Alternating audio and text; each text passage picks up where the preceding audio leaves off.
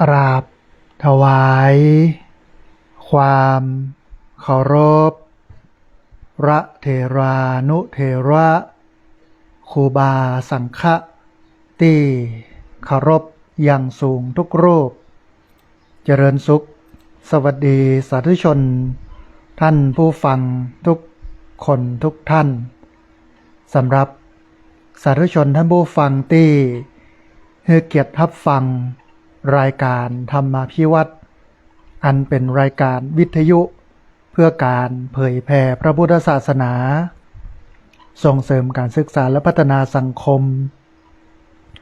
รายการนี้รับผิดชอบโดยอาตมาภาพระสาธิตธีระปัญโยประธานมูลนิธิธีระปัญโยตั้งอยู่ณที่พักสงฆ์สถาบันธรรมาภิวัตน์บ้านศพเตินตำบลศพปาดอำเภอแม่เมาะจังหวัดลำปางรายการนี้ออกอากาศทุกวันเสาร์วันอาทิตย์ในเวลา 8 โมงถึง 9 โมงเมื่อเจ้าผ่านทางสถานีวิทยุวัดบรรพตสถิต FM 106.50 เมกะเฮิรตซ์สถานีวิทยุในเครือข่ายสถานีวิทยุคลื่นสีขาวประชาซึ่งมีอยู่หลายคลื่นหลายสถานีหลายจังหวัดออกอากาศผ่านทาง Facebook ไลฟ์ซึ่งเป็นไลฟ์สดของสถานีวิทยุวัดฝ่ายหินและออกอากาศไลฟ์สดทาง Facebook ของอาตมาภาพพระสาธิตธีระปัญโยและบันทึกเทปเอาไปออกอากาศผ่านทางสถานีวิทยุเพื่อการศึกษาและพัฒนาอาชีพ Radio Network FM 99.50 เมกะเฮิรตซ์ของวิทยาลัยเทคนิคกฟผ.แม่เมาะทุกวันศุกร์ในเวลา 8 โมงเมื่อเจ้าเป็นต้นไปและเอาไปออกผ่านเพจของมูลนิธิธีระปัญโยซึ่งท่านผู้ฟังสามารถไปติดตามรับฟังย้อนหลังไปก๊อปปี้ลิงก์ไปคัดลอกลิงก์เอาไปส่งเอาไปแชร์ให้กับญาติธรรมทั้งหลายได้ยินได้ฟังกันได้แถมตัวท่านผู้ฟังวันนี้เฮาปะกันในวันอาทิตย์ที่12เดือนเมษายนพุทธศักราช2569เป็นฤดูร้อนซึ่งต้องระมัดระวังหลายเรื่องในฤดูนี้นะฮะไม่ว่าจะเป็นระมัดระวังเรื่องของอากาศที่กำลังครุกุ่นก็คือความร้อนโรคหนึ่งที่จะมากับความร้อนก็คือโรคฮิสโตรกเป็นลมแดดเพราะฉะนั้นท่านผู้ฟังอาจจะลบเข้าห่มเวลาเนี่ยการกลางแจ้งบ่ควรจะอยู่เมินกลางแจ้งนะฮะลบเข้าห่มพ่องอันนี้ก็เป็นการป้องกันโรคฮิสโตรกแถมโรคหนึ่งซึ่งมาจากการกินอาหารที่มันสุกดิบหรือว่าอาหารดิบลาบจีนอย่างโมเนี้ยนะฮะเป็นโรคหูดับอันนี้ก็อันตรายโรคพิษสุนัขบ้าก็มากับฤดูร้อนนี่แฮมนะฮะอาจจะต้องใช้ชีวิตอย่างระมัดระวังแล้วก็ดินฟ้าอากาศเนาะสำหรับหน้านี้ก็เป็นหน้าพายุที่จะทำให้พายุบอกว่าจะเป็นลูกเห็บฝนลมมากระหน่ำพัดผ่านบ้านหมู่เฮาทำให้เกิดความเสียหายเพราะฉะนั้นอันไหนที่ป้องกันได้อันไหนที่มันบ่แน่นไปจดให้แน่นเพื่อป้องกันบ่ให้อุบัติเหตุต่างๆมันเกิดขึ้นกับเฮานะฮะแล้วก็ช่วงนี้เป็นช่วงที่เศรษฐกิจค่อนข้างที่จะสุดลงต่ำอาจจะต่ำกว่าปี2540ซึ่งเป็นภาวะต้มยำกุ้งนะฮะก็เลยทำให้หมู่เฮานั้นบ่ค่อยที่จะออกไปเล่นไปแอลอย่างกันนักนะโดยเฉพาะน้ำมันดีเซลเนี่ยราคาลิตรละ50กว่าบาทแล้วก็อันอื่นๆก็ขึ้นกันของเครื่องใช้ของอุปโภคบริโภคขึ้นทั้งหมดอันเนี้ยมันบอกว่าชีวิตเฮาบ่ควรอย่าบ่ประมาทในการใช้ชีวิตควรใช้ชีวิตให้มันคุ้มค่ากับการใช้ชีวิตนะฮะ เพื่อที่จะป้องกันนะบ่ให้เฮานั้นได้รับผลกระทบนะครับความเป็นไปนะของโลกและชีวิตนะฮะท่านผู้ฟังในวันนี้จะพาท่านผู้ฟังไปดูสถานการณ์ในเรื่องของการดื่มเหล้าในช่วงเทศกาลนะแล้วก็การดื่มนั้นเนี่ยมันนำไปสู่เรื่องของผลกระทบความเจ็บเป็นเย็นไข้ของผู้คนนะฮะด้วยความที่เฮามองมุมนึงก็คือประมาทในการใช้ชีวิตนะฮะเพราะฉะนั้นท่านผู้ฟังเพื่อให้เฮานั้นมีความสุขในการดำเนินชีวิตวันนี้ก็จะเน้นย้ำนะเรื่องของการดื่มนะในเรื่องของเหล้าของยาอย่างให้มันชัดเจนขึ้นถ้าหากว่าเฮาเนี่ยบ่ดื่มบ่กินหรือว่าดื่มกินโดยที่เฮาสามารถมีสติในการใช้ชีวิตประจำวันได้เนี่ยมันก็เป็นประโยชน์แต่ว่าน้อยคน ที่ดื่มแบบรับผิดชอบแบบเนี้ยนะฮะบ่ดื่มนักบ่ดื่มหลายนะมันก็น้อยคนนะถ้าฉะนั้นเนี่ยบ่ดื่มเลยก็ดีนะฮะอันนี้คือเป้าหมายสูงสุดของพุทธศาสนานะพุทธศาสนิกชนเนี่ยนำไปสู่การบ่ดื่มนะฮะท่านผู้ฟังก่อนที่จะเข้าสู่เนื้อหาสาระนะที่เอ่ยกันไปมีข่าวบุญมาให้ท่านผู้ฟังได้ร่วมอนุโมทนาแล้วก็ได้ร่วมทำกันอยู่ประมาณ2ข่าวนะฮะข่าวแรกท่านผู้ฟังเป็นเรื่องของการดำหัวครูบาอาจารย์พระนักจัดรายการวิทยุพร้อมกันครับเปิดสถานีวิทยุวัดบรรพตสถิตตำบลพระบาทตำบลพิชัยขออภัยอำเภอเมืองจังหวัดลำปางนะฮะทีนี้ท่านผู้ฟังในวันที่25เมษายนพุทธศักราช2569ที่จะถึงนี้ทางสถานีวิทยุวัดบรรพตสถิตร่วมกันกับสถานีวิทยุเครือข่ายสถานีวิทยุคลื่นสีขาวเพื่อชาวประชาเปิ้นจะจัดให้มีกิจกรรมเปิดป้ายสถานีวิทยุพร้อมกันนั้นก็มีการสะเก้าดำหัวครูบาอาจารย์พระนักจัดรายการวิทยุนะฮะในวันที่25เมษายนพุทธศักราช2569โดยเวลา 8 โมงก็จะประกอบพิธีสวดถอนตามโบราณประเพณีเวลา 9 โมงครึ่งก็จะเป็นเวทีเสวนาประสงค์กับการสื่อสารเล่าขานวิทยุท้องถิ่นเวลา 10 โมงครึ่งก็จะเป็นการเจริญพระพุทธมนต์สืบชะตาเวลา 11 โมง29 นาทีก็จะประกอบพิธีเปิดป้ายสถานีวิทยุวัดบรรพตสถิตเวลา 11 โมงครึ่งจนถึงเที่ยงถวายภัตตาหารเพลแด่พระภิกษุสงฆ์สามเณรเวลาเที่ยงถึงบ่ายโมงก็จะเปิดโฮงทานให้กับญาติโยมพุทธศาสนิกชนมากินมาทานกันในโฮงทานทีนี้ท่านผู้ฟังท่านใดอยากจะร่วมเอาโฮงทานมาออกบอกว่าจะเป็นอาหารว่างน้ำดื่มขนมนะฮะผลไม้เนาะก็สามารถประสานงานได้ที่ท่านพระมหาสมชาติชาตะปัญโยวัดบรรพตสถิตนะฮะก็ชวนกันมาเนอะท่านผู้ฟังเนอะมากินมาทานกันมาช่วยกันนะฮะในเวลาบ่ายโมงก็จะประกอบพิธีสามีจิกรรมสะเกล้าดำหัวครูบาอาจารย์พระนักเผยแผ่จำนวน50รูปนะฮะแล้วก็เวลา2 โมงก็จะมีการจับสลากมอบรางวัลแจกของครัวนะอุปโภคบริโภคให้กับญาติโยมผู้ติดตามรับฟังรายการบ่าย 3 โมงก็จะเสร็จพิธีเดินทางกลับโดยสวัสดิภาพอันนี้ก็เป็นงานหนึ่งที่อยากจะเอิญเชิญชวนท่านผู้ฟังได้มาร่วมบุญกันนะฮะแห่มบุญหนึ่งท่านผู้ฟังขณะนี้ต่างที่พักสงฆ์สถาบันธรรมาภิวัตร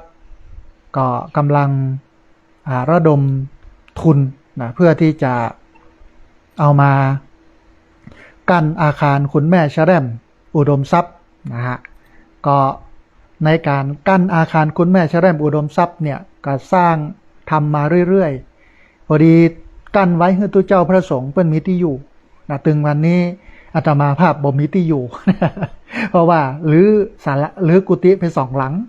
นะเอามาสร้างพระธาตุเจดีย์นะฮะก็เลยบ่มีที่อยู่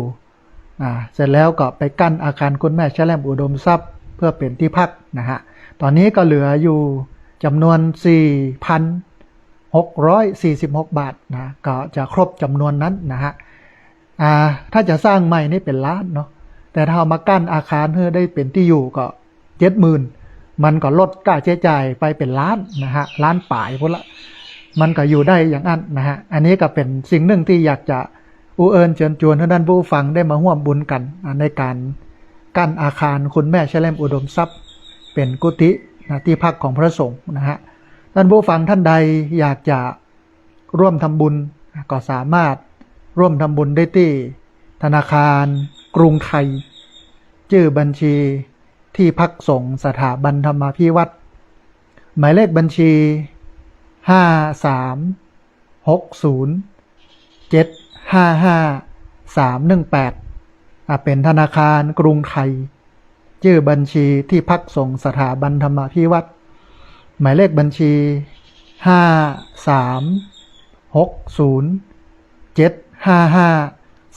5360755318นะฮะท่านผู้ฟังตอนนี้มาถึงเนื้อหาสาระโมเฮานะที่พูดถึงเรื่องเล่าในวันนี้นะฮะก็อยากจะเอิญเชิญชวนท่านผู้ฟังว่าปีใหม่เนาะปีใหม่เมืองนะก็คือสงกรานต์นะฮะ13 14 15 16 17อันนี้เป็นฮีทฮอยของคนล้านนานะที่ปฏิบัติกันในปีใหม่เมืองนะฮะแต่สิ่งหนึ่งที่อาตมาภาพเห็นคือถ้าหากว่าเรากินตาลม่วนงานสันเล้ากับเทศกาลสงกรานต์นะหรือว่าเทศกาลปีใหม่เมืองด้วยความที่เฮาบะเสี่ยงสติเยอะก็คือบ่เมาความม่วนความงันมันก็จะเกิดแห่งลักษณะหนึ่งอาตมาภาพไปเห็นครัวตาลนะที่เปิ้นแห่เข้าวัดเข้าวาอย่างต่างๆนะของพี่น้องมาแน่ใจว่าจะเป็นจังหวัดไหนเนาะหรืออาจจะเป็นเชียงใหม่ละปูนก็ได้เนาะแต่ว่าแน่ใจได้ว่าเป็นจังหวัดภาคเหนือแน่นอนนะฮะเปิ้นบ่ดื่มเลยคนไปร่วมงานแห่ครัวตาลเนี่ยบ่ดื่มนะทีนี้เมื่อบ่ดื่มปุ๊บเนี่ยเปิ้นก็มีกำกึดสร้างสรรค์ขบวนแห่เอาของบ่เก่าบ่เกี้ยของโบราณล้านนามาให้ลูกหลานตานเต้าได้ฮู้ได้เห็นมันก็งามไปอย่างหนึ่งนะแล้วก็ความวุ่นวายมันมีนะมันบ่มีความวุ่นวายในงานกันแล้วกันแล้วพอมันเรียบง่ายพอแล้วมันม่วนมันงันสันเล่าไปคนไปกินไปตานก็มีความสุขเพราะว่าบ่มีอุปัทวเหตุต่างๆที่เกิดขึ้นจากคนเมาที่จะมาญะงานเฮือลุเฮือเสียแต่ถ้าเรามองภาพกลับแห่งมุมหนึ่งงานที่เปิ้นเลี้ยงเหล้าเลี้ยงยาเนาะกินเหล้าเมายากันเอาเหล้าเอายาเป็นที่ตั้งเนาะนะฮะงานนั้นก็จะวุ่นวายนะเพราะว่าคนที่ไปร่วมงานนั้นเป็นคนที่บ่มีสติสัมปชัญญะเป็นคนที่เมานะทีนี้เมื่อเมาแล้วเนี่ยมันก็ไปก่ออุปัตตวเหตุต่างๆเกิดขึ้นไม่ว่าจะเป็นไปบุบหูตีตากันรวมไปจนถึงไปประพฤติเสื่อมเสียเนาะพิษลูกพิษเมียคนอื่นนะเอาแฟนคนอื่นมาเป็นแฟนของตัวเองทั้งที่ตัวเองก็ดีนะคนอื่นที่เอามาก็ดีเป็นคนที่เปิ้นมีครอบครัวมีสามีภรรยาอยู่แล้วเนี่ยอันนี้คือความเสี่ยงความเสื่อมนะฮะอย่างนี้ท่านผู้ฟังงานช่วงเทศกาลเนี่ยโดยเฉพาะเทศกาลสงกรานต์หรือว่าประเพณีปีใหม่เมืองเนี่ยเขาจะหันหน่วยงานราชการโดยเฉพาะปกครองมีท่านผู้ว่านะท่านรองผู้ว่ามีท่านหัวหน้าส่วนต่างๆท่านในอำเภอแต่ละพื้นที่เปิ้นก็จัดจุดเปิ้นฮ้องว่าตั้งด่านสกัดนะป้องกันอุปัตตวเหตุที่จะเกิดขึ้นจากการเมาแล้วขับนะฮะซึ่งมีมาทุกปีแต่ว่าหลังๆมาเนี่ยด่านต่างๆเนี่ยที่ตั้งเนี่ยมันบ่ได้ไปยุดยั้งคนเมานะเพราะว่ามันบ่ได้ตั้งไฟไซเรนวับๆแวบๆกลางหนทางบ่ไปเอาคนไปผ่อไปก้อยอย่างหนทางแต่ว่าขยับออกมา ขยับออกมาอยู่ขอบถนนนะฮะบักเข้าไปใกล้หนทางไฟวับแวบก็อยู่ตรงนั้นทีนี้มันก็โล่งโปร่งเนาะมันก็ดูตั้งเนี่ยมรรคผลที่จะเกิดมันก็น้อยติอูเนี่ยเพราะว่าอาตมาภาพอดีตเนี่ยเคยเป็นกรรมการศูนย์ถนนนะความปลอดภัยทางถนนของจังหวัดโดยท่านผู้ว่าราชการจังหวัดเป็นผู้แต่งตั้งหลายสมัยเนาะหลายวาระเขาก็เข้าร่วมประชุมกับหน่วยงานรัฐนะเขาก็ได้ฟังเปิ้นอู้เปิ้นเอ่ยเปิ้นสะท้อนปัญหาแต่พอเอามาทำกันณเวลานี้เนี่ยมรรคผลมันอาจจะน้อยนะแต่ว่ามันก็ดีมีการตื่นตัวนะมีคนไปเฝ้าไปพอคนที่ขับเร็วอาจจะลดความเร็วลงพ่องอะไรอย่างเงี้ยนะฮะเนี่ยท่านผู้ฟังสาเหตุเหล่านี้ล้วนเกิดจากการที่คนเมาคนดื่มเหล้าเยอะนะฮะเฮาเป็นพุทธศาสนิกชนเนาะพุทธเจ้าเปิ้นตรัสเรื่องเหล้าเรื่องยาไว้หลายมิติเนาะว่ามันเป็นของบดีนะอันดับแรกเนี่ยพระพุทธเจ้าตรัสเรื่องเหล้าไว้ในอบายมุข6นะอบายเนี่ยแปลว่าเสื่อมแปลว่าบดีนะมุขะนี่แปลว่าปากอบายมุขก็แปลว่าปากทางแห่งความเสื่อมปากทางแห่งความชิบหายในความเสื่อมความชิบหายเหล่านั้นเนี่ยเหล้าก็เป็นตัวการสำคัญที่อยู่ในนั้นที่พระพุทธเจ้าทรงห้ามอันนี้คือข้อแรกข้อที่สองเราถือว่าผิดศีลข้อที่5ถ้าใครดื่มมัน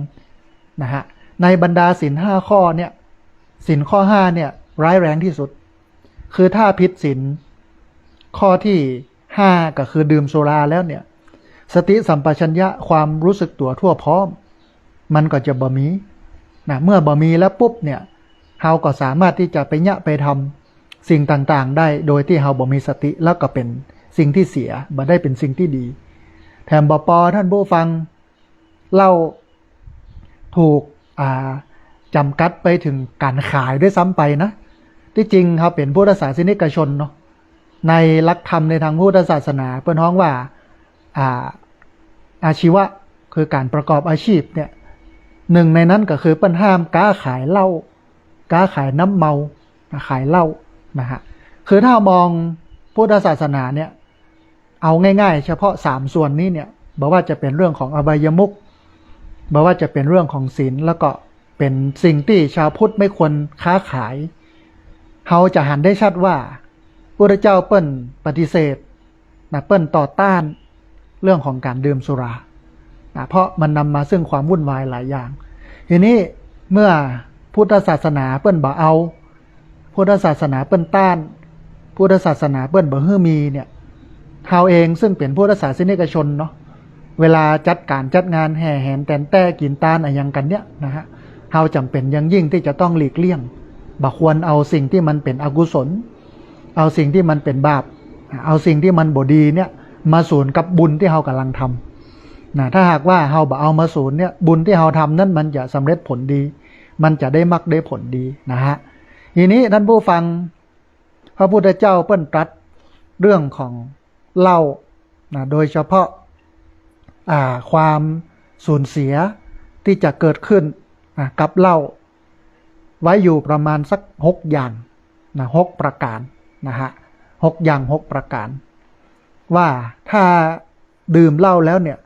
มันจะมีปัญหาอย่างใดพ้องโดยเฉพาะช่วงเทศกาลแบบนี้กำเดียวเขาจะหันสถิติอุบัติเหตุนะรถแสลบรถจนในช่วง7วันอันตรายเนาะนะเขาจะหันตรงนี้เนาะเดี๋ยวเปิ้นถึงประกาศว่ามีกี่รายตายกี่รายเสียชีวิตกี่รายเนี่ยคือสิ่งที่มันบ่น่าจะเกิดกับประเทศไทยกับเมืองพุทธนะฮะแต่ว่าก็ยังว่าเนาะเราเป็นชาวพุทธแบบน้ำปาย ชาวพุทธแบบบัตรเต็มร้อยอ่ะนะชาวพุทธถ้าเปอร์เซ็นต์นี่มีสัก10เนี่ยเป็นพุทธเนี่ยนะฮะเพราะฉะนั้นเนี่ยมันก็จะต้องดึงตัวเก่าเนาะเข้าไปอยู่กับธรรมะเยอะๆอยู่กับความเป็นพุทธเยอะๆนะมันถึงจะทำให้สังคมเฮาบ้านเมืองเฮามันสงบสุขนะฮะทีนี้ท่านผู้ฟังพระสัมมาสัมพุทธเจ้าพระองค์ทรงสรุปโทษของการดื่มเหล้าไว้ประมาณสัก6ประการนะ เอาลองฟังพอเนาะท่านผู้ฟังเนาะอย่างแรกพระเจ้าบอกว่าการดื่มเหล้านั้นมันทำให้เสียเงินเสียทองนะภาษาบาลีเปิ้นใจคำว่าให้เสียทรัพย์สินเพราะจะต้องไปซื้อเหล้ามากินเองนะขวดหนึ่งก็แพงเนาะหลายสิบบาทหรือเป็นหลายร้อยหลายพันนะนายจะต้องจวนเปื่อนมากินแฮมนะกินคนเดียวมันเหมือนลำลูก ต้องห้องเปื่อนมาแถมบปอนะจะต้องเปิดไฟจะต้องใจน้ำมันมดไปแล้วขวดหนึ่งหรือกับแก้มน้ำแข็งมดก็จำเป็นต้องไปซื้อก็ไปเสี่ยงการน้ำมันแฮมน้ำมันช่วงนี้สำแปงเสี่ยงการโทรศัพท์ห้องคนนั้นคนนี้มาเนี่ยเพราะฉะนั้นการดื่มเหล้านั้นมันทำให้เสียทรัพย์สินเงินทองนะโดยเฉพาะปีหนึ่งเนี่ยคนไทยเสี่ยงก้าเหล้าเนี่ยปีละประมาณ200,000 ล้านนะฮะ200,000 ล้านเลยนะก้าเหล้าเนี่ยที่เราดื่มเรากินกันเนี่ยจนกระทั่งเอากำไรของเหล้าหัวละนะประชากรชาวไทยหัวละ3 บาทเอาเงินหัวละ3 บาทเนี่ยโดยเฉพาะภาษีเหล้าบุหรี่เนี่ยเอามาสร้างสังคมเอามาสร้างให้ผู้คนทั้งหลายมีสุขภาพดีโดยผ่านสำนักงานสนับสนุนสำนักงานกองทุนสนับสนุนการสร้างเสริมสุขภาพหรือว่าสสสเนี่ยปีละ200,000 ล้านเกิดพอท่านผู้ฟังไม่ใช่ธรรมดานะคนไทยเนี่ยดื่มเหล้าเนี่ยสตังค์กับเหล้ากับยาเนี่ยเสี่ยงปีละ200,000 ล้านเพราะฉะนั้นถ้าดื่มปุ๊บเนี่ยเสียทรัพย์แน่นอนนะสตังค์บ่มีแน่นอนเพราะว่าเอาไปจมกับเหล้าเหี่ยมดเหี่ยเสี่ยงนะอันนี้คือข้อแรกนะฮะอันที่สองท่านผู้ฟังเมื่อดื่มเหล้าเข้าไปแล้วสติสตังค์มันวิดขาดมันบ่เต็มร้อยนะฮะมันก็เลยทำให้เกิดการทะเลาะวิวาทเพราะว่าดื่มเหล้าแล้วเนี่ยขาดสติมันบ่สามารถควบคุมตัวเก่าได้จะเห็นได้ว่าในวงเหล้าเนี่ยมักจะมีเรื่องบุบโหตีตานะยิงกันฟันกันแทงกันอยู่เสมอเปื้อนหักกันนะเปื้อนปอกันที่กินที่อยู่ด้วยกันบอกองเหล้าเข้าปากแล้วนะเมาแล้วปุ๊บสักคำหนึ่งก็จะจดมาคุยกันแล้วเนี่ยตีหัวกันแล้วเนี่ยนะฆ่ากันแล้วเนี่ยอันเนี้ยคือโทษของการดื่มสุรานะอย่างที่สองก็คือทำให้เกิดการทะเลาะวิวาทอย่างแรกทำให้เสียทรัพย์สินเนาะสตังค์เสี่ยงนะฮะมันถึงเสี่ยงจริงถ้าดื่มเนี่ยนะอันที่สองมันก่อให้เกิดการทะเลาะวิวาทนะฮะอันที่สามเนี่ยทำให้เกิดโรคหลายอย่างนะเป็นโรคถ้าดื่มเหล้านักๆนี่เป็นโรคที่หันชัดเจนที่สุดสำหรับคนดื่มเหล้าก็คือโรคตับแข็งนะโรคตับแข็งเกิดจากการดื่มเยอะแล้วก็ท้องใกล้ท้องปองนะฮะท้ายที่สุดก็เสียชีวิตจากการดื่มนั้นนะฮะนอกจากนั้นยังมีโรคกระเพาะอาหารท่านผู้ฟังโรคหัวใจนะโรคเส้นเลือดในสมองแตกโรคทางระบบประสาทและก็สปะโรคที่มันจะเกิดขึ้นจากการดื่มหมอต่างสาธารณสุขต่างหมอต่างพยาบาลเปิ้นก็รณรงค์เสมอนะว่าเหล้าบุหรี่นั้นมันเป็นสาเหตุที่นำไปสู่โรคNCD ก็คือโรคบัดติดต่อแต่ร้ายแรงนะฮะบัดติดต่อแต่ร้ายแรงบอกว่าจะเป็นเบาหวานบอกว่าจะเป็นความดันนะบอกว่าจะเป็นไขมันในเส้นเลือดนะฮะเพราะฉะนั้นถ้าดื่มเหล้าเนี่ยโรคภัยไข้เจ็บมันถามหาแน่นอนบางคนดื่มจนกระทั่งว่าถ้าบ่ดื่มแล้วเนี่ยมือสั่นตีนสั่นแต่ถ้าดื่มเข้าไปปุ๊บนะมือนิ่งตีนนิ่งเลยทีเดียวนะอันนี้ก็เป็นเพราะเหล้านะฮะบางคนเนี่ยดื่มนักจนกลายเป็นผีบ้าไปเลยสติสตังค์มีเนี่ยอะยังไปเรื่อยไปเรื่อยทำไมอาตมาภาพถึงรู้นะว่าคนดื่มเหล้าแล้วมันจะสูญเสียอะยังพ่องนะมันจะได้รับอะยังที่มันบอกเป็นประโยชน์พ่องนะเพราะว่าในอดีตที่ผ่านมาอาตมาภาพเคยเป็นประธานเครือข่ายประชาคมงดเหล้าจังหวัดลำปางชวนพี่น้องญาติโยมมางดเหล้างดยาได้หลากหลายมากเลยนะฮะทำให้เปิ้ลได้หายจากการเมาหายจากการดื่มเลิกดื่มกันไปเลยเป็นคนขึ้นมาทันทีนะฮะแต่คนที่บ่เลิกก็ตายจริงนะตายแตะนะอันนี้ก็คืออันที่สามดื่มเหล้าแล้วเป็นโรคนะฮะอันที่สี่ถ้าดื่มเหล้าแล้วเนี่ย ชื่อเสียงเกียรติยศนะสิ่งที่เราสร้างไว้อะมันจะลุจะแหลวคนอื่นก็จะเหยียดหยามคนอื่นก็จะดูถูกดูหมิ่นนะว่าเป็นขี้เหล้าเมายาโดยเฉพาะคนที่ดื่มแล้วก็ติดมันจริงๆนะฮะคือชื่อเสียงเสื่อมเสียคนเปิ้นบ่ให้ค่าคนเปิ้นบ่ให้ความหมายเปิ้นก็มองว่าก็ขี้เหล้าคนหนึ่งนะไอ้ขี้เหล้าคนหนึ่งแน่นอนอาตมาภาพอู้อย่างเงี้ยบ้านญาติโยมทุกหมู่บ้านนี่มีแน่นอนขี้เหล้าประจำหมู่บ้านเนี่ย มีแน่นอนขี้เหล้าประจำหมู่บ้านนะฮะมันมีทุกหมู่บ้านเนี่ยถ้าเขาเป็นคนแบบนั้นเนี่ยความน่าเชื่อถือเครดิตต่างๆของเขาที่พึงมีมันก็มีเอาง่ายๆเครดิตแค่ไปแปะเหล้าอ่ะนะจะไปแปะเปิ้นก็บ่ได้เพราะว่าแปะมานักแล้วมันได้จ่าย เจ้าของร้านเปิ้นก็จะทวงว่าเมื่อใดจะเอาเงินมาจ่ายหนี้สินเก่าที่แปะกินเหล้ามาตลอดสุดปีสุดแรงตั้งแต่ปีแล้วปีซื้นอีเนาะมันก็บ่มีความกล้าที่จะไปซื้อไปแปะเปิ้นอย่างเงี้ยมันทำให้ชื่อเสียงที่มีอยู่เนี่ยมันป่นปี้ท่านผู้ฟังคนถึงวันนี้เนี่ยชื่อเสียงสำคัญนะการสร้างมาตรฐานตัวเองให้เป็นคนแบบไหนอย่างใดแล้วก็ซื่อตรงต่ออันความเป็นตัวของตัวเองเนี่ยมันก็เป็นเรื่องที่ยากแต่รักษาได้เนี่ยมันก็จะเป็นประโยชน์นะฮะอันนี้ก็คือทำให้ชื่อเสียงเสียหายนะพอดื่มเหล้านะฮะอันที่ห้าท่านผู้ฟังถ้าดื่มแล้วดื่มเหล้าแล้วเมาแล้วไปทำกิริยาที่มันอุจาดไปทำกิริยาที่มันขาดความละอายนะไปทำอะไรอย่างที่มันบ่เป็นตี้เป็นตังบ่เป็นชิ้นเป็นอันเอะอะโวยวายถอดเสื้อผ้าโน่นนี่นั่นอย่างนี้นะโดยเฉพาะในช่วงสงกรานต์หรือประเพณีปีใหม่เมืองที่เราจะหันนี้จะมีวัยรุ่นหนุ่มสาวทั้งเพศสภาพแล้วบ่ใช่เพศสภาพนี่เนาะมันก็จะมีอยู่นะฮะออกมาเมาเหล้าเมายาแก้เสื้อแก้ผ้าอย่างเงี้ยนะฮะมันก็ทำให้คนทั้งหลายทั้งปวงเนี่ยมันก็ดูบดีนะมองเฮาในสายตาบดีเพราะว่าขี้เหล้าเมายาแล้วก็มาเต้นโป๊เปือยนะสิ่งที่มันบ่ควรจะโชว์ก็โชว์อย่างเงี้ยนะฮะมันก็เลยทำให้ผู้คนทั้งหลายมองเฮาว่าเป็นคนที่บดีถ้าดื่มแล้วก็ไปแสดงอาการกิริยาที่มันอุจาดเอะอะโวยวายอนาจารอย่างต่างๆตัวนะฮะแล้วก็อันสุดท้ายอันที่6นะฮะเหล้าเนี่ยมันทำให้สติปัญญามันเสื่อมถอยนะพอเมาแล้วเนี่ยเวลากึดอะไรอย่างก็กึดบ่ออกนะท่านผู้ฟังเวลาอ่านหนังสือก็บ่หูเรื่อง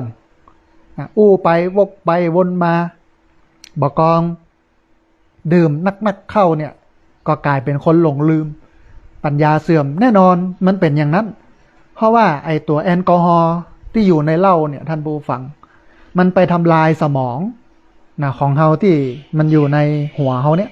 เขาดื่มเข้าไปปุ๊บมันก็จะไปทำลายนะเซลล์ต่างๆที่มันอยู่ในสมองมันทำให้เซลล์เหล่านั้นมันตายทีนี้เวลาเขาจะกึดเวลาจะวางแผนวางระบบอะไรอย่างต่างๆเนี่ยมันกึดบ่เข้าบ่ออกนะฮะมันกึดบ่เข้าบ่ออกมันกึดบ่ออกเลยอันนี้คือสมองถูกทำลายเพราะเหล้าไปแล้ว6ประการนี้ท่านผู้ฟังเป็นสิ่งที่พระพุทธเจ้าเปิ้นบอกไว้ว่ามันเป็นโทษของการดื่มสุรามันมีกลอนบทหนึ่งนะที่เปิ้นอู้ไว้นะเปิ้นบอกว่าอันสุราเมรัยใครเสพติดพาชีวิตมืดมนจนชิบหาย1ทรัพย์สินของตนนั้นพันวอดวาย2อาจตายด้วยทะเลาะเพราะความเมา3เป็นเหตุเกิดโรคาพยาธิ4คนตำหนินินทาพราชดเขา5หน้าด้านหนักหนาเวลาเมา6โง่เขาปัญญาหดหมดสิ้นเอ่ยโทษของเหล้าเนี่ยมันมี6อย่างเหมือนที่พระพุทธเจ้าบรรตรัสไว้นะบอกว่าอันสุราเมลัยใครเสพติดพาชีวิตมืดมนจนฉิบหาย1สินทรัพย์ของตนนั้นพันวอดวาย2อาจตายด้วยทะเลาะเพราะความเมา3เป็นเหตุเกิดโรคาพยาธิ4คนตำหนินินทาพราชดเขา5หน้าด้านหนักหนาเวลาเมา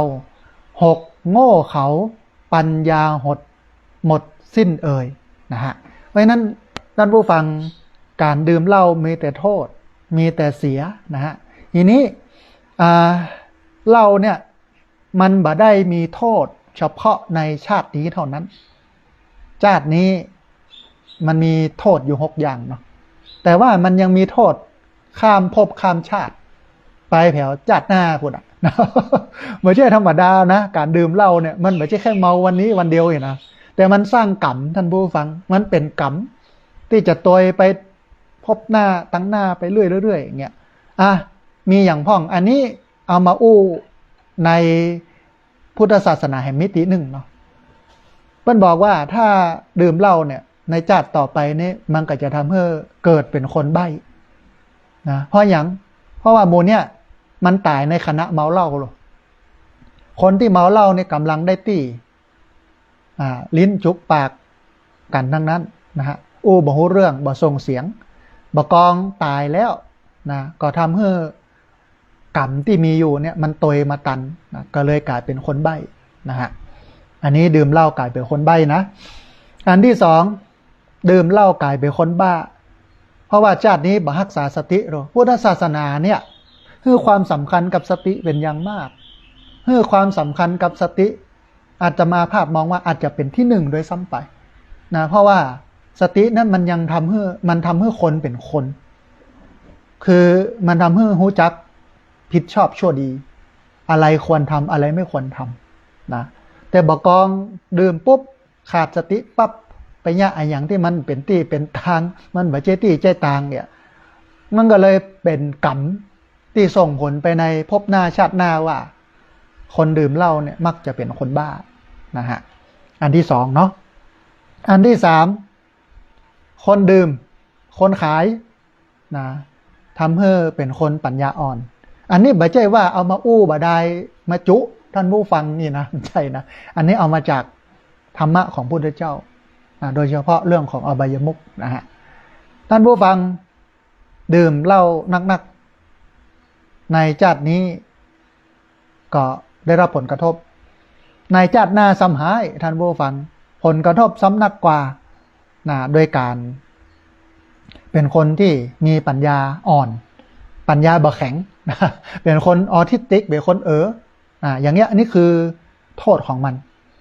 แถมอันหนึ่งท่านผู้ฟังถ้าดื่มเหล้านัก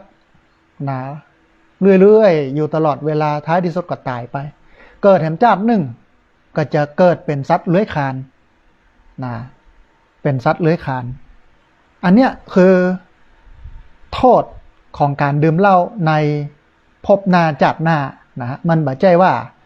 จะเฉพาะภพนี้ชาตินี้ต้องอันเราเนี่ยนอกจากจะทำลายเฮาในภพนี้ชาตินี้มันยังส่งผลทำลายเฮาในภพหน้าชาติหน้านะฮะทีนี้ท่านผู้ฟัง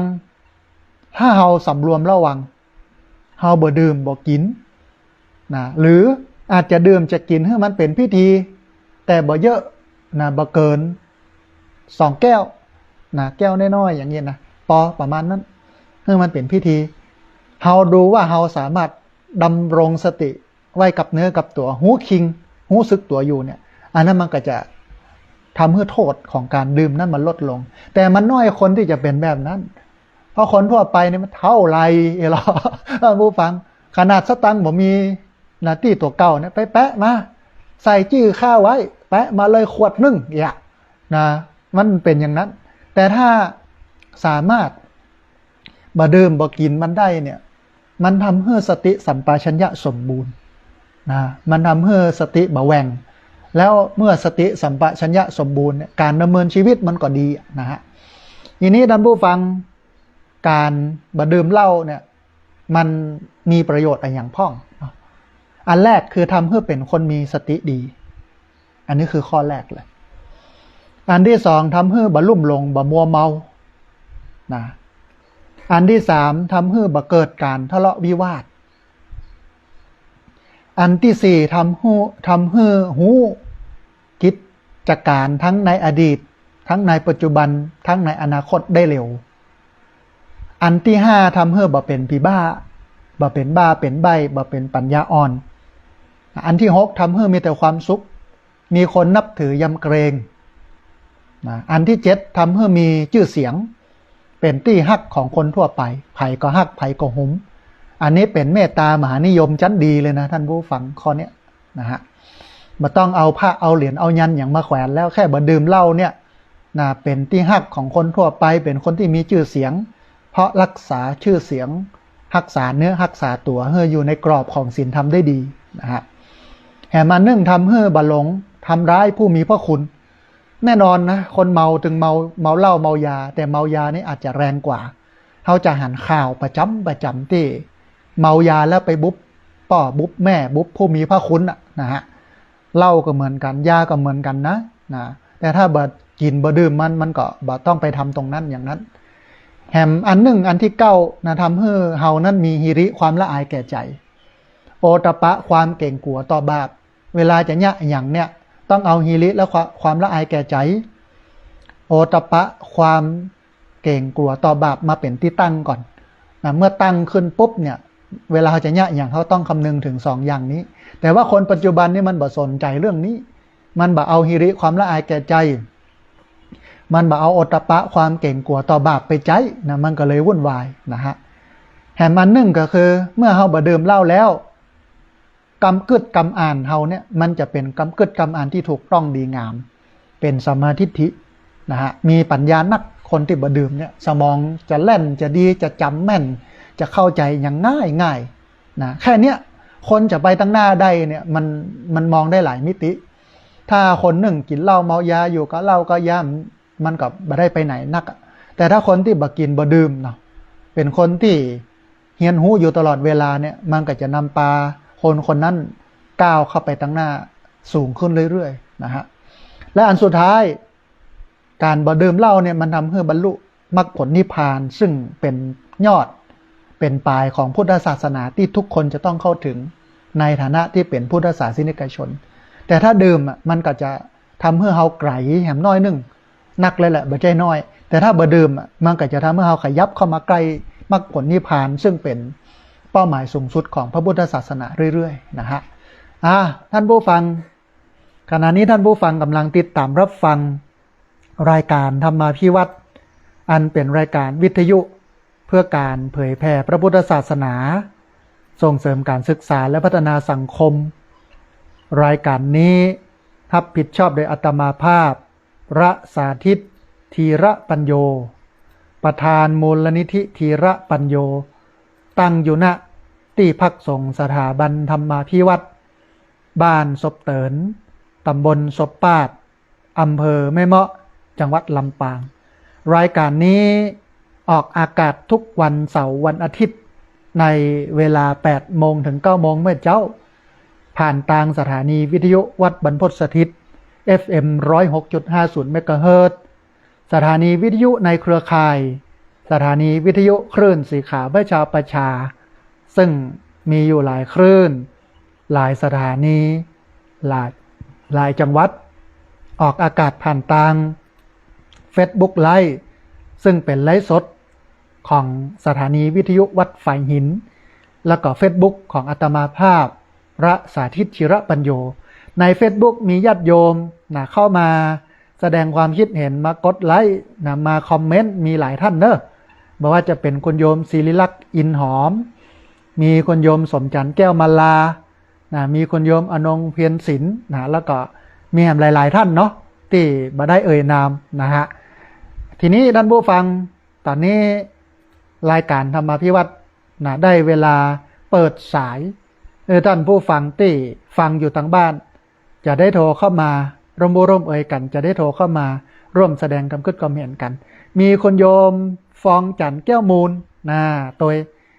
มีคุณโยมท่านหนึ่งที่กินที่ตาลที่อุปถัมภ์อุปถากกันมาตลอดนะฮะในระยะเวลาเมินนานตานเป่ากินตานกันเวลาจวนเปิ้นเนี่ยเปิ้นทำหยังนะฮะเปิ้นก็เนี่ยก็ทำบอกบุญเปิ้นโน่นนี่นั่นอีกนะเปิ้นก็มาเนี่ยมาทำอันนี้ก็เป็นที่น่าอนุโมทนากับญาติโยมที่ติดตามหลามตัวกินตานกันมาตลอดเวลานะฮะก็มีคนโยม สมพรรัตนังนะฮะตัวนะต้องอนุโมทนาบุญกับคุณโยมสมพรรัตนังตัวนะฮะท่านผู้ฟังขณะนี้ได้เวลาแล้วนะของการเปิดสายในรายการธรรมาภิวัตรท่านผู้ฟังที่ฟังอยู่เนาะบอกว่าจะเป็นเชียงใหม่ละปูนลำปางแป้น่านพะเยาเชียงรายแม่ฮ่องสอนหรือฟังอยู่ในทั่วประเทศหรือทั่วโลกที่ฟังทาง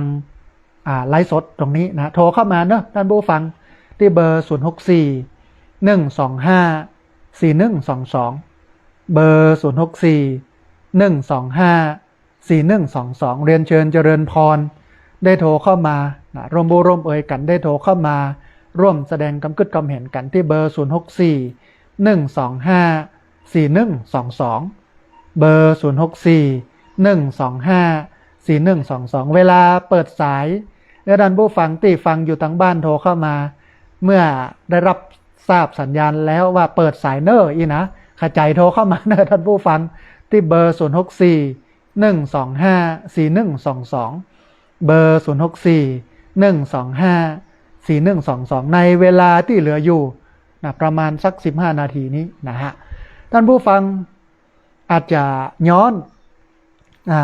ให้ท่านผู้ฟังได้เข้าใจถึงเรื่องของสงกรานต์สักคำหนึ่งที่จริงสงกรานต์เนี่ยมันเป็นวัฒนธรรมอินเดียนะมันเป็นของคนอินเดียแล้วมันก็เข้ามานะกับพุทธศาสนากับอย่างต่างๆที่เข้ามาจากอินเดียนะฮะที่จริงสงกรานต์เนี่ยความหมายของสงกรานต์มันไม่ใช่ยุ่งยากซับซ้อนอะไรอย่างนะแต่ว่ามันง่ายๆนะฮะเกี่ยวกับว่าสงกรานต์คืออะไรอย่างเงี้ยนะฮะอาตมาภาพได้ให้คำนิยามของคำว่าสงกรานต์ไว้เนาะว่าสงกรานต์คือการก้าวพ้นข้ามผ่านการเวลาสาระสำคัญคือการระลึกรู้ถึงคุณค่าของเวลาแล้วใช้เวลาให้มีคุณค่าและประโยชน์อย่างสูงสุดตลอดจนถึงเอาการเวลาที่มันล่วงไปแล้วก็คืออดีตมาขีดเขียนเพื่อขีดเขียน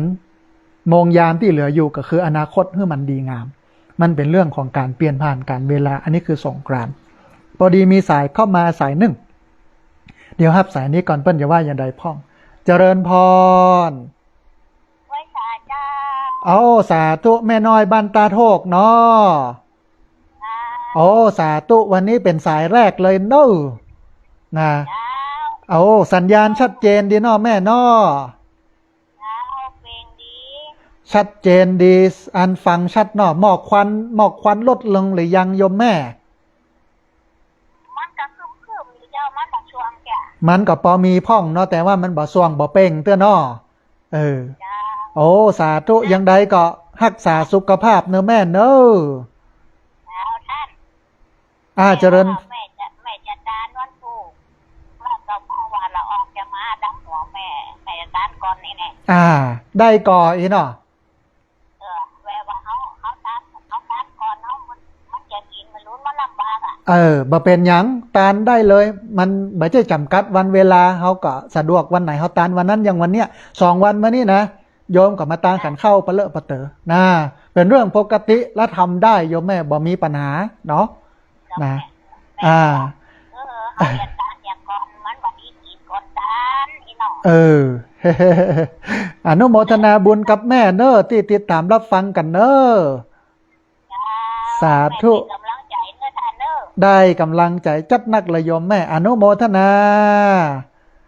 แล้ววันนี้แม่จะงอขนมแม่จะออนก็จะมานะคะเอาสาธุแม่อนุโมทนาบุญเนอะสาธุเจริญพรนะอู้กันคนน้อยท่านผู้ฟังเพราะว่าเวลารายการวันเสาร์วันอาทิตย์1 ชั่วโมงนะฮะในช่วงท้ายรายการ20 นาทีเนี่ยเปิดสายแล้วท่านผู้ฟังที่ฟังอยู่ทางบ้านได้โทรเข้ามาเรียนเชิญเจริญพรเนอะพี่น้องเนอะที่ฟังอยู่เนอะที่เบอร์064-125-4122เบอร์064-125-4122เรียนเชิญเจริญพรได้โทรเข้ามานะร่วมบุญร่วมเอ่ยกันโทรเข้ามาร่วมแสดงความคิดความเห็นกันได้ที่เบอร์064-125-4122เบอร์064-125-4122นะฮะก็ในช่วงนี้ก็จะเป็นการ ให้ความรู้ท่านผู้ฟังในโอกาสของประเพณีปีใหม่เมืองเนาะให้ท่านผู้ฟังได้เข้าใจในเรื่องของประเพณีปีใหม่เมืองให้ชัดเจนขึ้นนะฮะแล้วก็มันจะทำให้เรานั้นปฏิบัติตนได้ง่ายขึ้นนะเรียนเชิญเจริญพรท่านผู้ฟังเนอะที่เบอร์064-125-4122เบอร์064-125-4122นะฮะเพิ่มเติมแหมน้อยหนึ่งท่านผู้ฟังในช่วงปีใหม่เมืองนี่จะมีเฉพาะของคนเมืองคือคนล้านนาที่อยู่ใน8จังหวัดภาคเหนือตอนบนคือเชียงใหม่ลำพูนลำปางแป้น่านพะเยาเชียงรายแม่ฮ่องสอนเต้าอั้นนะฮะโดย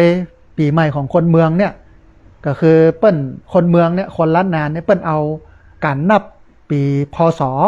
หรือปีศักราชนะบ่ใช่นับแบบพุทธศักราชเปิ้นนับแบบจุลศักราชหรือว่าจศ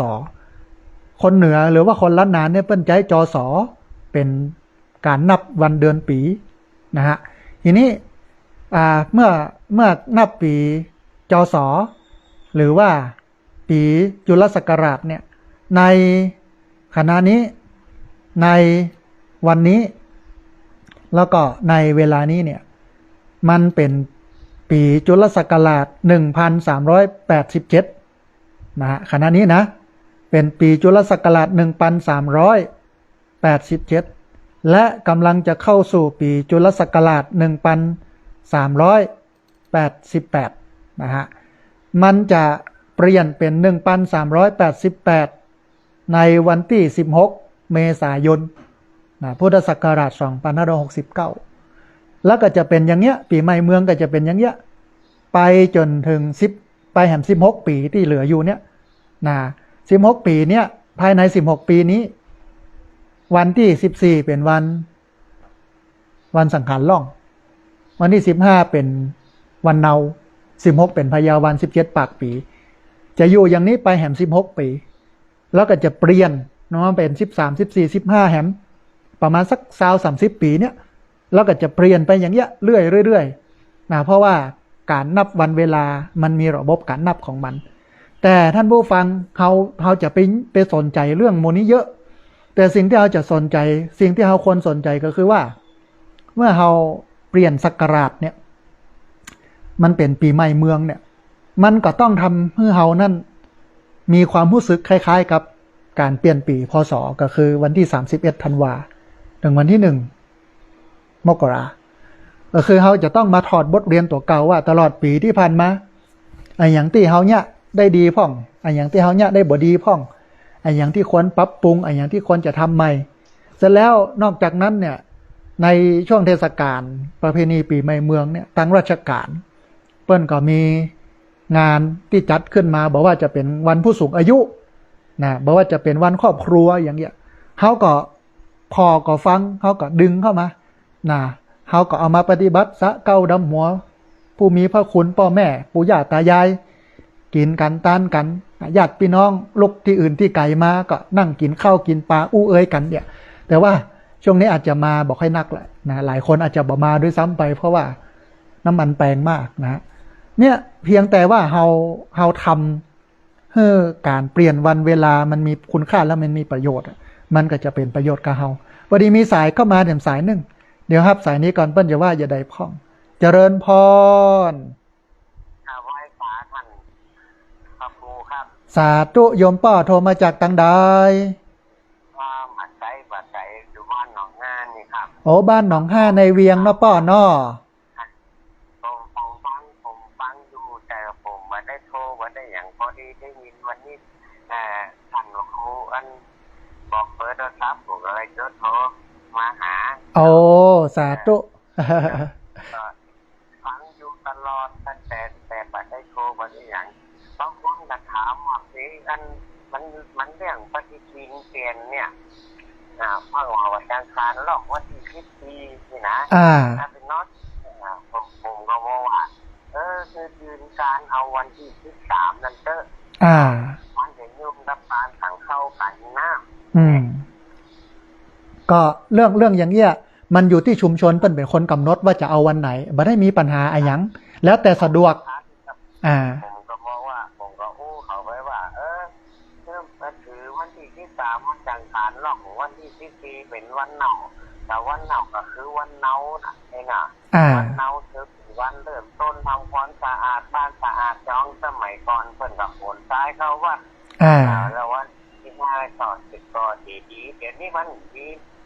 นประหารนะครับไอ้ที่ว่าเอามาปักสูงตานต่อตานสูงอย่างมันบอกค่อยมีแล้วมันก็เริ่มหายไปเนาะป่อเนาะมันก็อยู่ที่ชุมชนนั้นๆว่าเฮาเอาวันไหนช่างชุมชนเปิ้นบอกเพราะวันอื่นเปิ้นจะเอา13ก็ได้มันบ่มีผิดมีถูกแล้วแต่ชุมชนไหนจะจัดอย่างใดก็แล้วแต่ชุมชนนั้นอนุโมทนาบุญกับป้อพอดีเวลาเหลือน้อยเดียวต้องขอสุมาภัยเดี๋ยววันหลังป้อโทรมาใหม่เนอะอนุโมทนาสาธุฟังอยู่ถ่ายแต่วันนี้จะเลยว่าจะลองโทรไปเหรอโทรมาเบอร์นี้เนอะกูเตือนนะเนาะสาธุเจริญพรโยมป้อบ้านหนอง5นะโทรเข้ามาคือเรื่องเนี้ยมันเป็นเรื่องชุมชนเป็นคนจัดการเขาจะเอาวันไหนก็ขึ้นอยู่กับชุมชนนั้นๆบ่มีผิดมีถูกทำไมถึงว่าบ่มีผิดมีถูกวันเวลาคนมันเป็นคนสมมุติขึ้นคนมันเป็นคนยะขึ้นอย่างกรณีกันนับปีศักราชจุลศักราชเนี่ยพระเจ้าโพพาสรหันต์กษัตริย์พม่าเปิ้นเป็นคนกึดขึ้นนะในปี1338นะฮะมันก็เลยทำให้พม่าเนี่ยมันมีอิทธิพลในภาคเหนือโดยเฉพาะลำปางเนี่ยเชียงใหม่ลำปูนหมดเนี่ยมันมาปกครองจักเมืองหรอนะลำปางนี่ปลดพม่าปลดแอกจากพม่าได้ด้วยป้าหลวงทิพจ้างป้าหลวงนานทิพจ้างถึงขั้นต้องปลดออกไปแต่ว่าความเชื่อของคนแถบเนี้ยก็ยังยึดถือปฏิทินจุลศักราชอยู่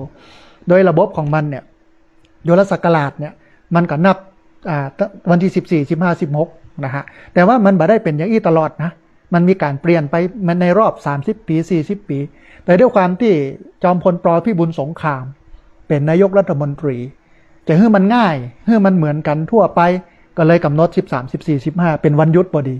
แล้วทีนี้ชุมชนสังคมหลายชุมชนสังคมเพิ่งก็เดือดร้อนวุ่นวายกันว่ามันบ่ตรงมันคึดมันจะที่จริงเรื่องนี้บ่ได้มีปัญหาอะไรหยังเอาความสะดวกเขาว่าจะเอา13 14 15ก็ได้14 15 16ก็ได้มันขึ้นอยู่กับชุมชนอย่าลืมวันเวลาคนเป็นคนคิดขึ้นมันปรับปรุงเปลี่ยนแปลงไปตามความเหมาะสมนะฮะเฮาก็เอาตามหมู่บ้านเฮาเป็นที่ว่าเนาะเอาละเวลาของรายการธรรมาภิวัตน์ในวันนี้หมดลงแล้วท่านผู้ฟังเฮาจะปะกันทำไมเนอะวันจันทร์วันเสาร์วันอาทิตย์ 8 โมงถึง 9 โมงวันอังคารนั่นผู้ฟังเวลาเยอะตี 5 ถึง 7 โมงเจ้าเชิญท่านผู้ฟังได้ติดตามรับฟังพร้อมกันในวันนี้ต้องกราบขอบพระคุณครูบาอาจารย์พระเถรานุเถระครูบาสังฆะที่เคารพอย่างสูงทุกรูปอนุโมทนาบุญกับเจ้าของคลื่นเจ้าของสถานีเจ้าหน้าที่ที่รับสัญญาณเอาไปออกอากาศส่งกระจายเสียงเพื่อท่านผู้ฟังทั้งหลายได้ติดตามรับฟังอนุโมทนาบุญกับญาติโยมที่โทรเข้ามาให้กำลังใจมาอู้เอ่ยกันตอบถามปัญหาอนุโมทนาบุญกับญาติโยมที่ติดตามรับฟังเป็นพลังเงียบอยู่ทุกเสียงทุกสายแล้วก็ต้องขออภัยกับญาติโยมที่โทรเข้ามาแล้วบัดติดโทรเข้ามาแล้วบัดได้รับสายนะฮะวันนี้สัพพพุทธานุภาเวนะ